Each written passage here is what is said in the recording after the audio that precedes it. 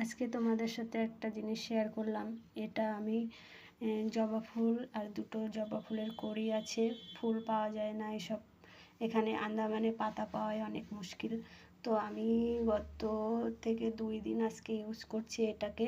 মুখেও হালকা লাগিয়ে নিলাম লিকুইড বের করে, আর মাথার চুলেও লাগালাম।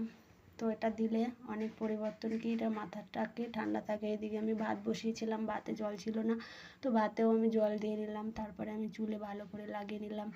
তারপরে একটু পরে স্নান করব, শ্যাম্পু করব না, ডাইরেক্ট আমি চুল ধুয়ে স্নান করে নেব।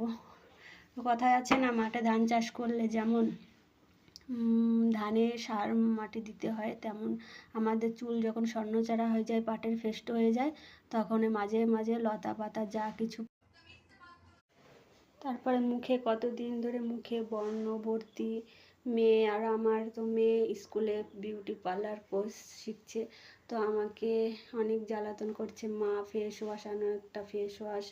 তো আমি দেখো ক্লিনিক ক্লিয়ার ফেস ওয়াশ একটা নিয়ে এসেছি। ফার্স্ট টাইম জীবনের প্রথম এই ইউজ করা ধরলাম।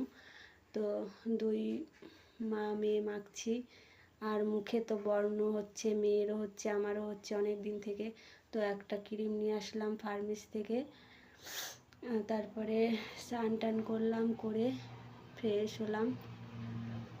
দেখো আমার মুখটা দাগে অনেক ভরে গেছিলো।